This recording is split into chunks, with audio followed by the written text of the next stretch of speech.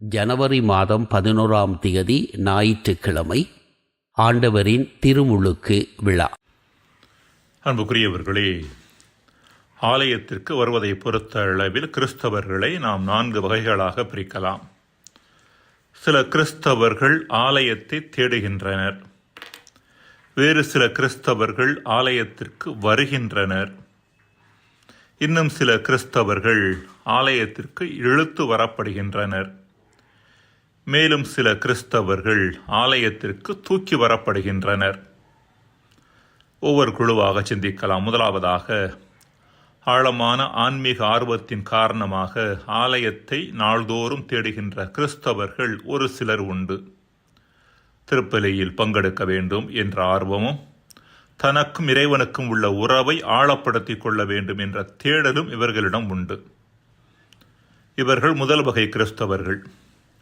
இரண்டாவது வகை கிறிஸ்தவர்கள் ஆழமான ஆன்மீக தேடல் இல்லை என்றாலும் மற்ற கிறிஸ்தவர்கள் ஆலயத்திற்கு போகின்றார்கள் என்கின்ற காரணத்தாலும், பழக்க தோஷத்தின் காரணமாகவும், அல்லது ஏதாவது உடனடி மாற்றமோ புதுமையோ நிகழ்ந்து விடாதா என்ற எதிர்பார்ப்பின் காரணமாகவும் ஆலயத்திற்கு வருகின்றவர்கள்.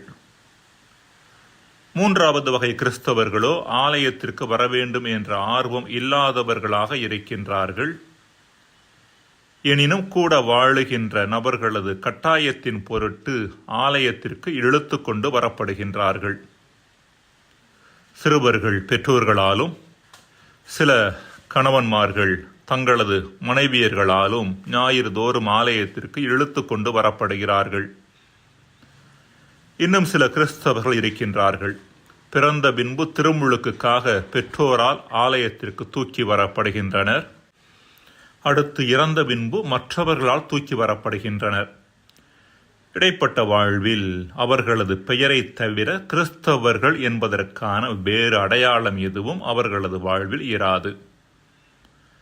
நம்மில் பெரும்பாலானவர்களுக்கு தூக்கி வரப்பட்ட நிலையில், அதாவது குழந்தைகளாக இருந்த பொழுது திருமுழுக்கு கொடுக்கப்பட்டதன் காரணமாகவோ என்னவோ, திருமுழுக்கு என்னும் அருளடையாளம் நம்மீது பொழியும் கொடைகள் மட்டில் வாழ்வு முழுவதும் விழிப்புணர்வு அற்றவர்களாகவே நாம் இருந்து விடுகிறோம்.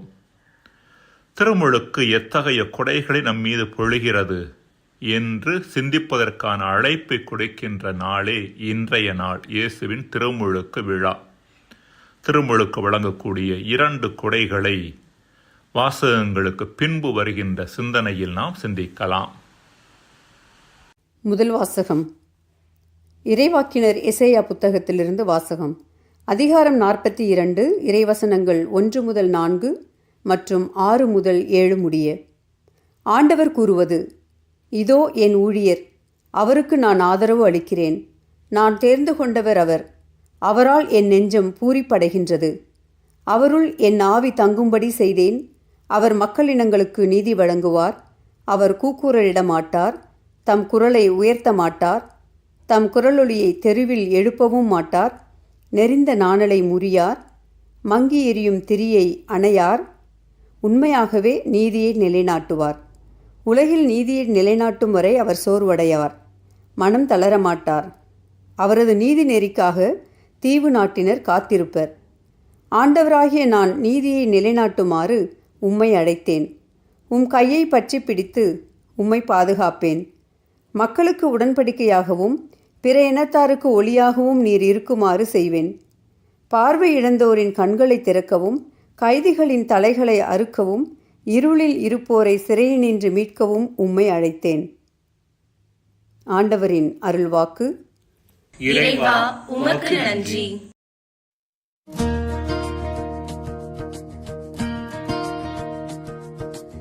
ஆண்டவர் தம் மக்களுக்கு அமைதி அளித்து ஆசி வழங்குவாராக. ஆண்டவர் தம் மக்களுக்கு அமைதி அளித்து ஆசி வழங்குவாராக. இறைவனின் மைந்தரே, மாட்சியையும் வலிமையையும் ஆண்டவருக்கு உரித்தாக்குங்கள். ஆண்டவரின் பெயருக்கேற்ற மலர்ச்சியை அவருக்கு உரித்தாக்குங்கள். தூயமாட்சி இலங்கும் ஆண்டவரை வழிபடுங்கள். ஆண்டவர் தம் மக்களுக்கு அமைதி அளித்து ஆசி வழங்குவாராக. ஆண்டவர் தம் மக்களுக்கு அமைதி அளித்து ஆசி வழங்குவாராக. ஆண்டவரின் குரல் கடல் மேல் ஒலிக்கின்றது. ஆண்டவர் நீர்த்திரள்களின் மேல் வீற்றிருக்கின்றார். ஆண்டவர் குரல் வலிமை மிக்கது. ஆண்டவரின் குரல் மாட்சி மிக்கது. ஆண்டவர் தம் மக்களுக்கு அமைதி அளித்து ஆசி வழங்குவாராக. ஆண்டவர் தம் மக்களுக்கு அமைதி அளித்து ஆசி வழங்குவாராக.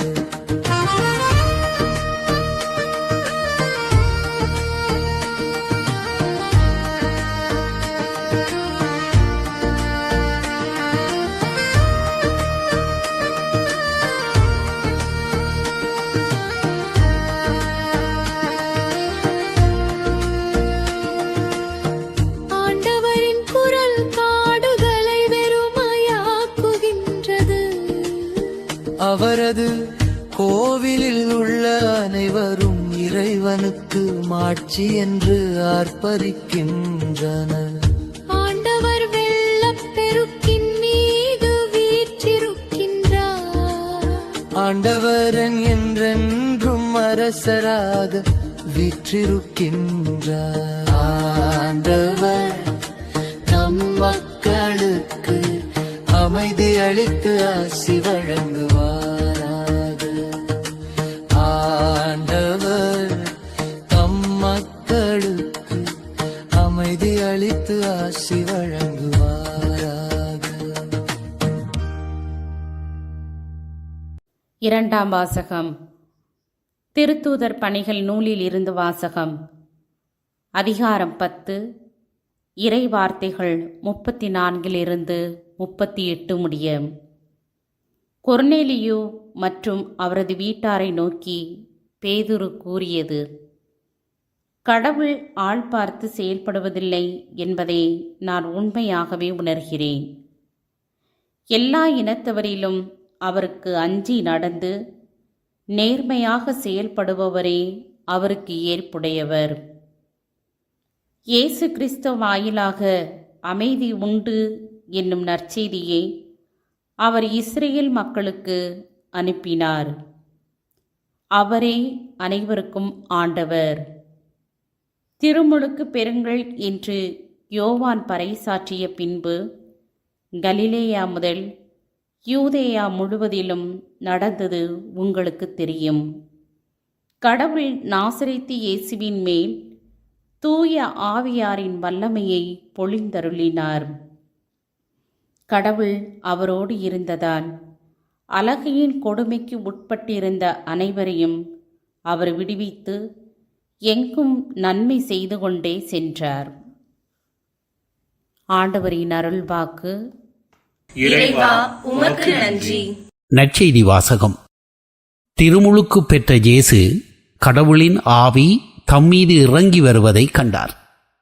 மத்தேயு எழுதிய தூய நற்செய்தியிலிருந்து வாசகம். அதிகாரம் 3 வசனங்கள் 13 17 வரை. அக்காலத்தில் இயேசு யோவானிடம் திருமுழுக்கு பெற கலிலேயாவிலிருந்து யோர்தானுக்கு வந்தார். யோவான், நான் தான் உம்மிடம் திருமுழுக்கு பெற வேண்டியவன், நீரா என்னிடம் வருகிறீர் என்று கூறி தடுத்தார். இயேசு, இப்பொழுது விட்டுவிடும், கடவுளுக்கு ஏற்புடையவை அனைத்தையும் நாம் நிறைவேற்றுவதுதான் முறை என பதிலளித்தார். அதற்கு யோவானும் இணங்கினார். இயேசு திருமுழுக்கு பெற்றவுடனே தண்ணீரை விட்டு வெளியேறினார். உடனே வானம் திறந்ததையும் கடவுளின் ஆவி புறா இறங்குவதைப் போல தம்மீது வருவதையும் அவர் கண்டார். அப்பொழுது, என் அன்பார்ந்த மைந்தர் இவரே, இவர் பொருட்டு நான் பூரிப்படைகிறேன், என்று வானத்திலிருந்து ஒரு குரல் கேட்டது. ஆண்டவரின் அருள்வாக்கு. கிறிஸ்துவே உமக்கு புகழ். பிரியமானவர்களே, இயேசுவினுடைய திருமுழுக்கு விழாவாகிய இன்றைய நாளில் நமது திருமுழுக்கின் முக்கியத்துவத்தை நாம் சிந்திக்க அழைக்கப்படுகின்றோம். திருமுழுக்கு நம் மீது பல்வேறு வகையான அருட்கொடைகளை பொழிகிறது. 2 அருட்கொடைகளை பற்றி மட்டும் நாம் சிந்திக்கலாம். முதலாவதாக, இயேசு திருமுழுக்கு பெற்ற பொழுது வானம் திறந்ததாக நாம் வாசிக்கிறோம். இங்கு வானம் திறப்பது என்பது கண்ணுக்கு தெரியாத விண்ணக கொடைகள் இயேசு மீது பொழியப்பட்டன என்பதை சுட்டிக்காட்டும் அடையாளமாக இருக்கிறது. விண்ணக கொடைகளை பெற்றதன் காரணமாகவே இயேசுவால் வாழ்வை முழுமையாக வாழ முடிந்தது, வல்லமையோடு பேச முடிந்தது, வாழ்வின் பிரச்சனைகளை சரியான மனப்பக்குவத்தோடு எதிர்கொள்ள முடிந்தது. நமது வாழ்வு முழுமையற்ற வாழ்வாக இருக்கிறது என்பதும், வாழ்வின் பிரச்சனைகளை எதிர்கொள்ள நாம் எவ்வாறு போராடி கொண்டிருக்கிறோம் என்பதும் நாம் அறியாதது அல்ல. இதற்கான அடிப்படை காரணம், நாம் அதிகமாக பொருளாதார மற்றும் அறிவு வளங்களை மட்டுமே சார்ந்திருப்பது. நிச்சயமாக வாழ்வின் ஒரு சில பிரச்சனைகள் பொருளாதார வளத்தினால் தீர்க்கப்படுகின்றன என்பதில் மாற்று கருத்துக்கு இடமில்லை. அதேபோல வேறு சில பிரச்சனைகளை எதிர்கொள்ள மன வளமை அல்லது அறிவு வளமை உதவியாக இருக்கிறது. ஆனால் இன்னும் சில பிரச்சனைகள் இருக்கின்றன. வாழ்வு அர்த்தமற்றதாக தென்படுவது, என்ன முயற்சி செய்தாலும் சில பலவீனங்களும் தடைகளும் தொடர்ந்து வாழ்வில் இருப்பது, பிறரோடு உடனான உறவில் எவ்வளவுதான் முயற்சி செய்தாலும் எந்த முன்னேற்றமும் இல்லாமல் இருப்பது போன்ற பிரச்சனைகளை எதிர்கொள்ள ஆன்மீக வளமை, ஸ்பிரிச்சுவல் ரிசோர்ஸ் மிகவும் அவசியமானது. திருமுழுக்கின் பொழுது இந்த ஆன்மீக வளமையின் ஊற்று நமக்காக திறக்கப்படுகிறது என்பதையே வானம் திறந்தது என்கிற வார்த்தைகள் சுட்டிக்காட்டுகின்றன.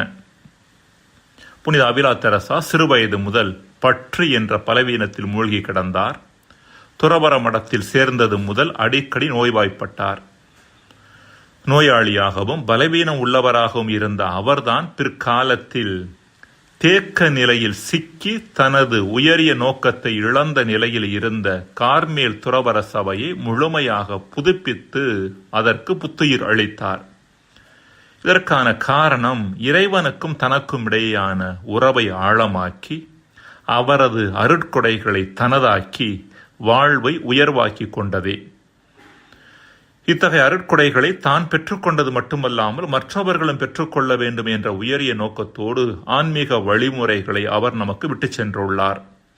அவர் எழுதிய அந்த இன்டீரியர் கேசில் என்ற புத்தகம் ஆன்மீக வாழ்வில் ஆழம் கண்டு இறைவனது அருட்கொடைகளை நாம் பெற்றுக்கொள்வதற்கான வழிமுறைகளை நமக்கு கற்றுத்தருகின்றது.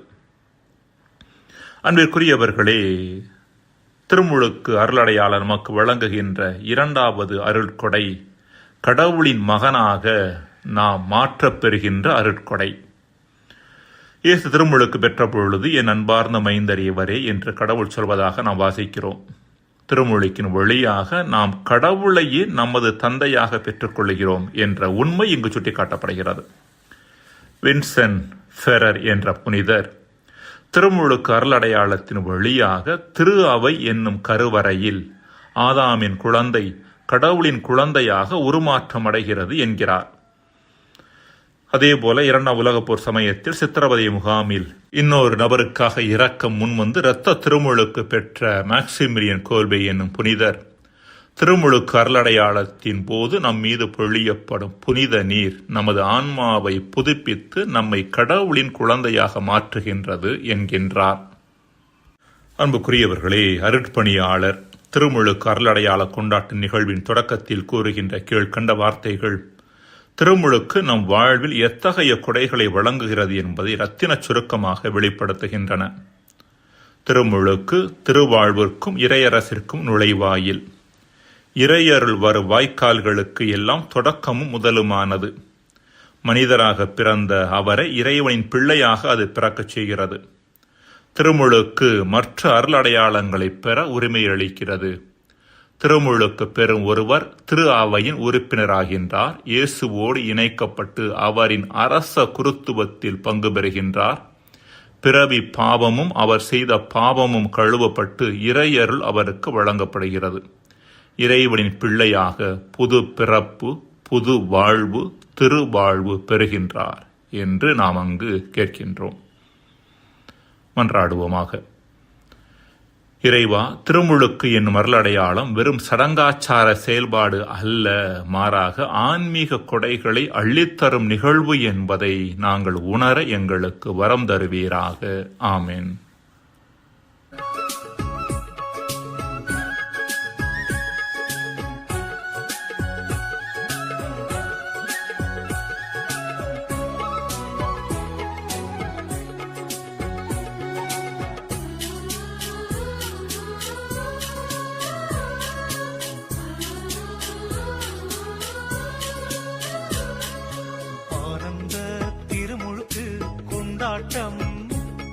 இது ஆண்டவரின் பிள்ளையாக நம்மை மாற்றும். ஆனந்த திருமுழுக்கு கொண்டாட்டம், இது ஆண்டவரின் பிள்ளையாக நம்மை மாற்றும். இதோ என் அன்பு மகன், இதோ என் அன்பு மகள், இதோ என் பிள்ளை என இறைவனுக்கே களிப்பூட்டும்.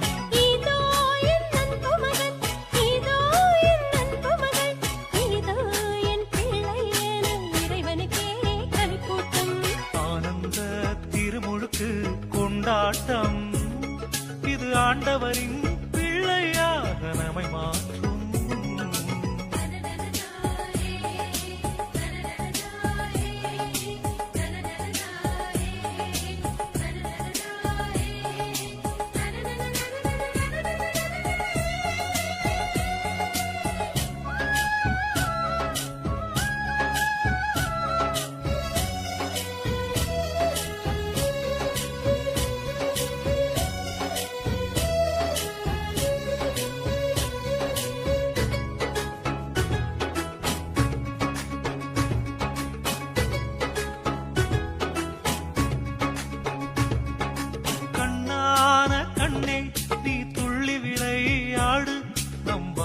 தந்தைக்கு நீ பிள்ளை என பாடு.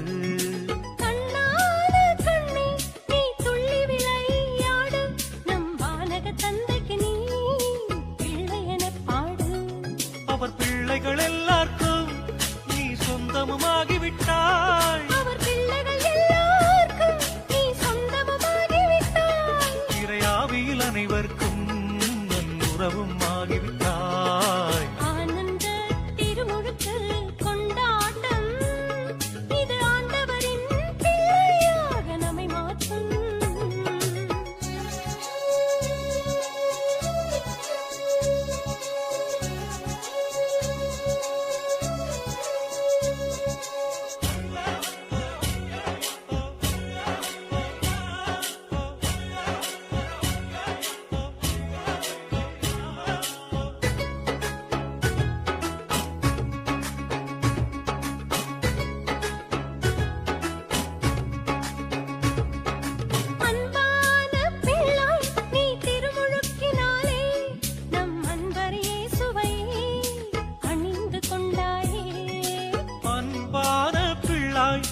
திருமுழுக்கினாலே நம் அன்பர் இயேசுவையே அணிந்து கொண்டாயே. உன் பழைய இயல்பை நீ களைந்து எறிந்து விட்டாய். உன் பழைய இயல்பையே நீ களைந்து எறிந்து விட்டாய். இனி புதிய பிறப்பினரே நீ உரிமை பெற்று விட்டாய். ஆனந்த திருமுழுக்கு கொண்டாட்டம்,